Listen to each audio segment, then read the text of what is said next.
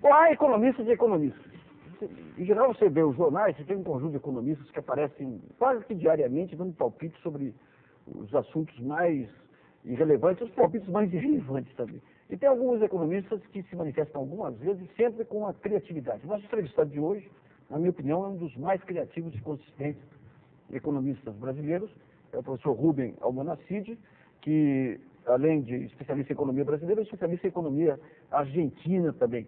Professor, no Mercosul, ele fez trabalhos aí que perceberam muito aí essa crise que teve no Mercosul, com a questão de exportações cruzadas e tudo mais. Professor, a Argentina, o mercado financeiro comemorando o superávit fiscal argentino e tudo mais, é motivo para comemoração? Eu acredito que não. Lamentavelmente, a Argentina está numa trajetória errada faz muito tempo. Eu acho que o plano real e o plano cavalo são muito semelhantes em sua concepção. O Brasil teve a agilidade de mudar suas coisas a tempo. Com a Maxi do ano passado, nós corrigimos rumos e agora estamos em um rumo razoavelmente de equilíbrio. No caso da Argentina, nós somos muito teimosos e lá vão continuar insistindo numa estratégia errada, não sei até quando. Por que essa estratégia errada? Lamentavelmente, o plano de estabilização é importante quando você parte de um processo de inflação muito elevada, como era o caso da Argentina em 91 e o caso do Brasil em 93. Mas ela tem uma durabilidade curta. Uma vez que você conseguiu estabilizar os preços, você tem que mudar de rumos, corrigir preços relativos e acertar a competitividade da economia. O Brasil fez isso em 97, 4 anos depois de iniciado o processo, já muito doloroso, ano passado, 99, já muito doloroso, perdemos tempo, perdemos espaço, mas foi feito. No caso da Argentina, nós estamos com 9 anos e nós continuamos insistindo em uma tecla errada. A grande questão que os defensores lá da estabilidade argentina sustentam é que hoje o grau de endividamento em dólar é tão grande que tornaria impossível qualquer mudança de paridade cambial. O senhor acredita que esse argumento é relevante para não justificar as mudanças? Eu acho que é um argumento ponderável. De fato, a dívida é relativamente elevada.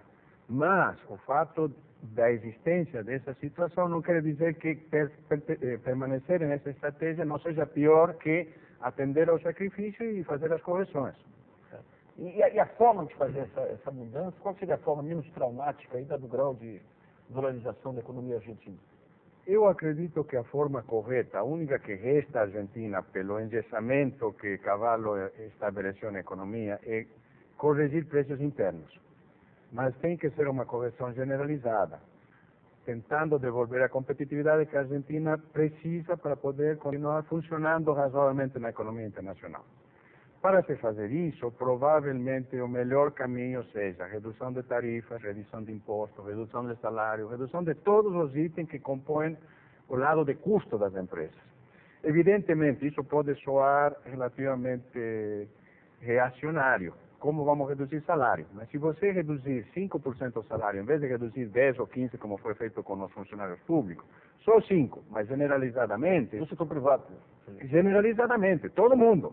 E impondo alguma redução de preços simultaneamente. Então você diz, vamos reduzir em 5% o salário e isso implica que os empresários vão ter incentivo ou motivação para reduzir 2%, 3% os preços. Mas é um pacto político aí dos mais amplos. O governo ele tem cacife, tem essa coordenação toda para propor algo assim? Não, não é um pacto. Você gera os mecanismos e gera os incentivos. Não é que você vai forçar ninguém a fazer, mas na medida que você gerar as precondições, a competitividade do setor privado vai fazer que os preços tendam a se reduzir.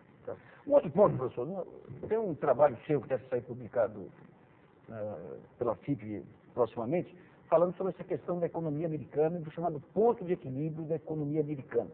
Na sua opinião, a economia americana precisaria cair uns 5% para poder atingir o ponto de equilíbrio. Explica um pouquinho os números. Obviamente, sem o detalhamento técnico, a televisão não comporta. Né? Eu fiz um trabalho de tento avaliar, fazer um diagnóstico de qual é a situação americana. Para isso, usei dados de 130 anos. Peguei 1869, que é o primeiro dado que eu consegui, até 1999, que é o último dado que se dá para ter.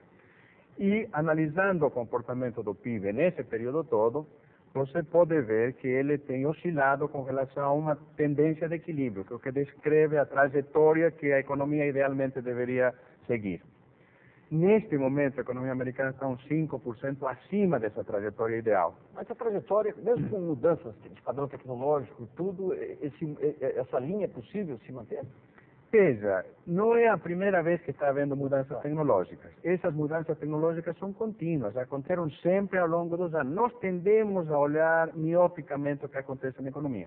Se você olha numa perspectiva longa, vai ver que na década de 30 houve um tipo de mudanças tecnológicas, na década de 40 outra, e elas se complementam e vão gerando novas mudanças tecnológicas. Mas o fato concreto é que a economia americana se comporta como se ela tivesse essa trajetória e ela tende a voltar a essa trajetória toda vez que por qualquer razão ela se afasta por um período considerável. Professor, muito obrigado por sua presença em Dinheiro Vivo. Esse trabalho do professor nós vamos depois, se ele permitir, disponibilizar no site da Dinheiro Vivo, www.dinheirovivo.com.br.